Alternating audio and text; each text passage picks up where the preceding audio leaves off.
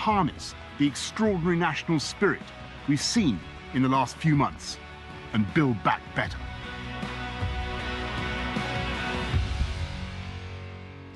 Good morning, conference. I want to begin by thanking you for everything you did at the election. Pounding the streets in the middle of winter, prodding leaflets through the letterbox and into the jaws of dogs to save this country from socialism and to win this party the biggest election victory in a generation. I was going to say how great it is to be here in Birmingham, but the fact is that we're not in Birmingham. This is not a conference hall, and alas, I can't see any of you in front of me. There's no one to clap or heckle. And I don't know about you, but I have had more than enough of this disease that attacks not only human beings, but so many of the greatest things about our country. Our pubs, our clubs, our football, our theatre, and all the gossipy gregariousness and love of human contact that drives the creativity of our economy. And so I want to thank you all for zooming in, and I can tell you that your government is working night and day to repel this virus, and we will succeed, just as this country has seen off every alien invader for the last 1,000 years. And we will succeed by collective effort, by following the guidance, and with the help of weekly and almost daily improvements in the medicine and the science, we will ensure that next time we meet, it will be face-to-face and cheek by jowl. And we're working for the day when life will be back to normal. Flying in a plane will be back to normal, and hairdressers will no longer look as though they're handling radioactive isotopes. And when we can go and see our loved ones in care homes. And when we no longer have to greet each other by touching elbows, as in some giant national version of the birdie dance. I know the people of this country are going to defeat this virus because I've seen how the country's responded before, with the energy and self-sacrifice of the NHS, the care workers, the armed services, the spirit that was incarnated in the boundless devotion of Captain Tom Moore. But after all we've been through, it isn't enough just to go back to normal. We've lost too much. We've mourned too many. We've been through too much frustration and hardship just to settle for the status quo ante, to think that life can go on as it was before the plague. And it will not, because history teaches us that events of this magnitude, wars, famines, plagues, events that affect the vast bulk of humanity, as this virus has, they don't just come and go. They are more often than not the trigger for an acceleration of social and economic change, because we human beings will simply not content ourselves with a repair job. We see these moments as the time to learn and to improve on the world that went before. And that's why this government will build back better. And to explain what I mean by build back better, I'll use a medical metaphor. I've read a lot of nonsense recently about how my own bout of COVID has somehow robbed me of my mojo. And of course, this is self-evident drivel, the kind of seditious propaganda that you would expect from people who don't want this government to succeed, who wanted to stop us delivering Brexit and all our other manifesto pledges. And I can tell you that no power on earth was and is going to do that. And I could refute these critics of my athletic abilities in any way they want. Arm wrestling, leg wrestling, Cumberland wrestling, sprint off, you name it. And yet, I have to admit, the reason I had such a nasty experience with the disease is that although I was superficially in the pink of health when I caught it, I had a very common underlying condition. My friends, I was too fat. And I've since lost 26 pounds, and you can imagine that in bags of sugar. And I'm going to continue that diet because you've got to search for the hero inside yourself in the hope that that individual is considerably slimmer. And when you look at the general economic condition of the country, when we went into lockdown, there was an analogy, a similarity, because we were on the face of it in pretty good shape. We had a record number of people in jobs, we had record low unemployment, we were seeing growing exports, and of course the only reason, as Rishi Sunak has pointed out, that in the last few months we've been able to cope with the cost of the pandemic, to look after jobs and livelihoods in the way that we have, is that in previous years we had sensible conservative management of public finances. And yet, if you looked more carefully, you could see, and indeed many of us said so at the time, that the UK economy had some chronic underlying problems. Long-term failure to tackle the deficit in skills, inadequate transport infrastructure, not enough homes people could afford to buy, especially young people, and far too many people across the whole country who felt ignored and left out, that the government was not on their side. And so we can't now define the mission of this country as merely to restore normality. That isn't good enough. In the depths of the Second World War, when just about everything had gone wrong, the government sketched out a vision of the post-war New Jerusalem that they wanted to build. And that's what we're doing now in the teeth of this pandemic. We're resolving not to go back to 2019, but to do better, to reform our system of government, to renew our infrastructure, to spread opportunity more widely and fairly, and create the conditions for a dynamic recovery that is led not by the state, but by free enterprise. We need to move fast, not just to deal with the immediate economic fallout, but because after 12 years of relative anemia, we need to lift the trend rate of growth. We need to lift people's incomes, not just go back to where we were. And it's clear from COVID that we need the economic robustness to deal with whatever the next cosmic spanner may be hurtling towards us in the dark. And the only way to ensure true resilience and long-term prosperity is to raise the overall productivity of the country. And the bedrock of national productivity is, of course, something that we are responsible for, having great public services on which everyone, families, businesses, investors, can rely. That means first, a great health service. And so it's right that this government is pressing on with its plan for 48 hospitals. Count them, that's 8 already underway, and then 40 more between now and 2030. We need to get on with recruiting the 50,000 more nurses, and I'm proud that we have 14,000 more since this government came into office. 14,000 more nurses now under this Conservative government in the last year, and yet that isn't enough.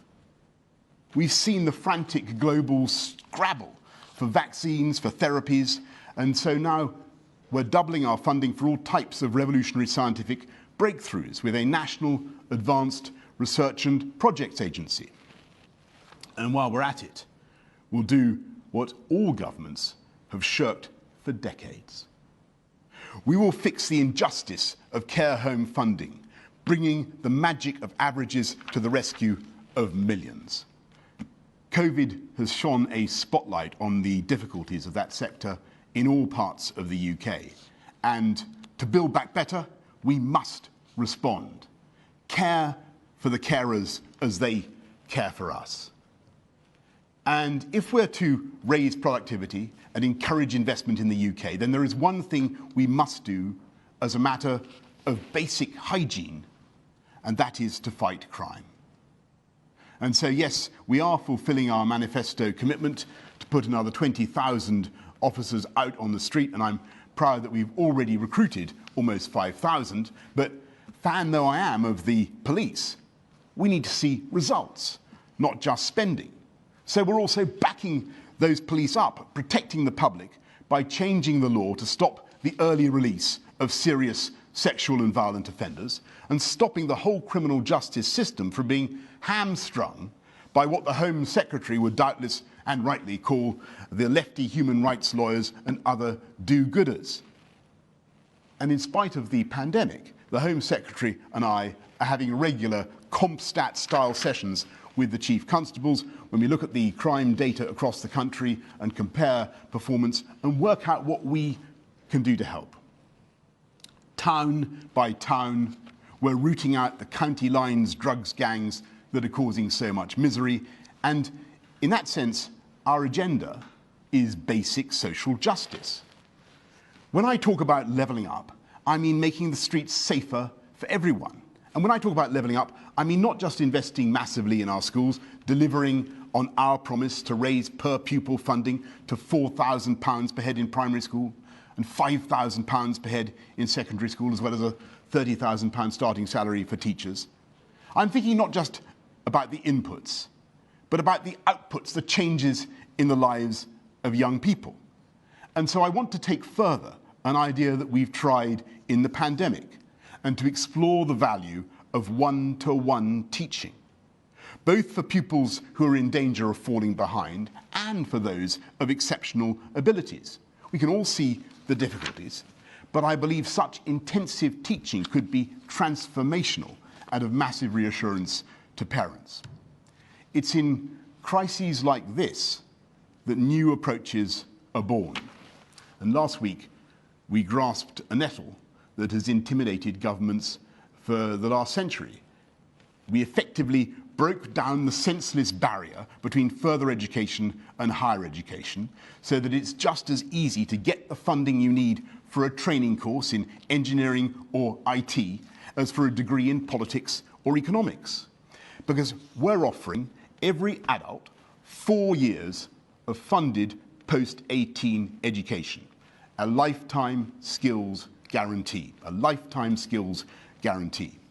From internet shopping to working from home, it looks as though COVID has massively accelerated changes in the world of work. And as old jobs are lost and new jobs are created, we're offering free training for adults without A-levels in vital skills, from adult care to wind turbine maintenance. And the COVID crisis is a catalyst for change. So we need to give people the chance to train for the new jobs that are being created every day. And there's one area where we are progressing with gale force speed, and that is the green economy.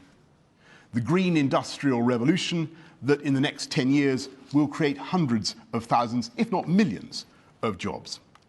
I can today announce that the UK government has decided to become the world leader in low-cost clean power generation, cheaper than coal, cheaper than gas. And we believe that in 10 years' time, offshore wind will be powering every home in the country, with our target rising from 30 gigawatts to 40 gigawatts. You heard me right. Your kettle, your washing machine, your cooker, your heating, your plug-in electric vehicle, the whole lot of them, will get their juice cleanly and without guilt from the breezes that blow around these islands. We will invest £160 million in ports and factories across the country to manufacture the next generation of turbines. And we'll not only build fixed arrays in the sea, we will build windmills that float on the sea, enough to deliver 1 gigawatt of energy by 2030. That's 15 times, floating windmills, 15 times as much as the rest of the world put together.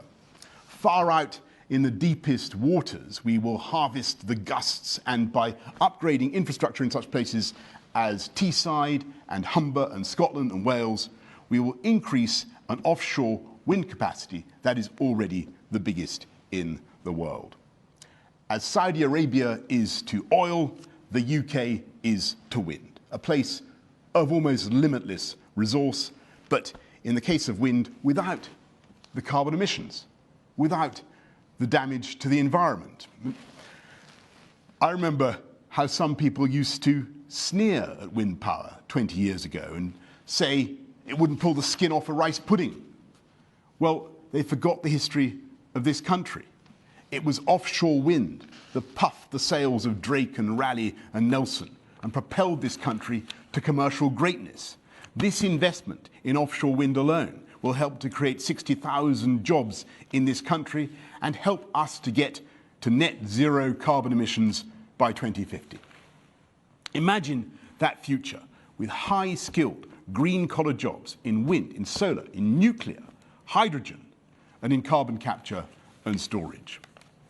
Retrofitting homes, ground source heat pumps. Mother Nature has savaged us with COVID. But with the help of basic natural phenomena, we will build back and bounce back greener. And this government will lead that green industrial revolution.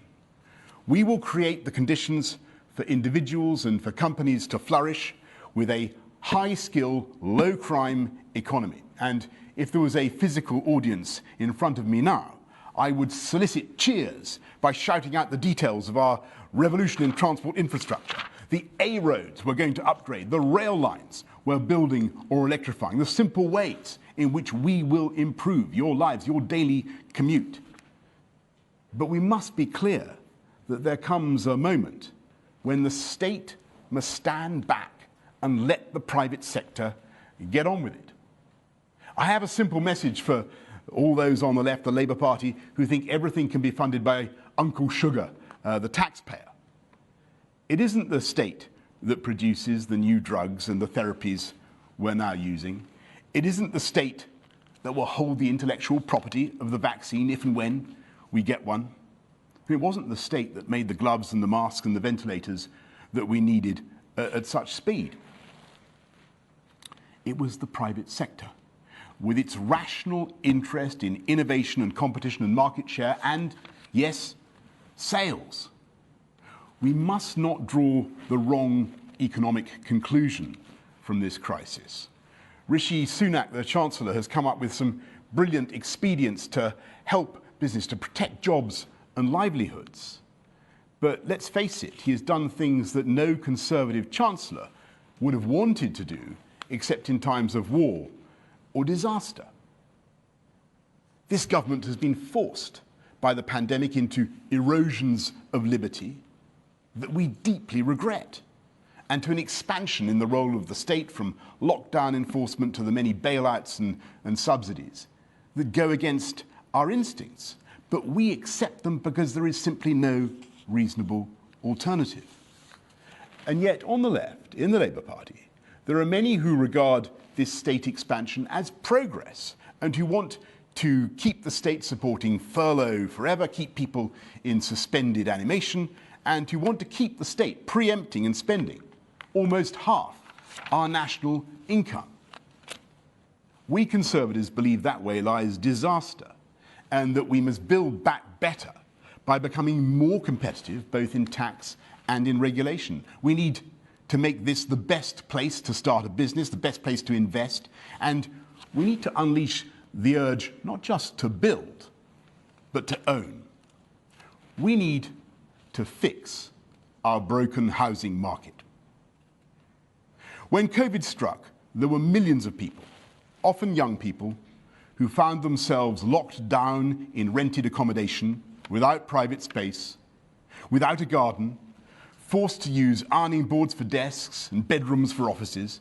And I know that there are many people who are, of course, very happy with renting, the flexibility that it offers.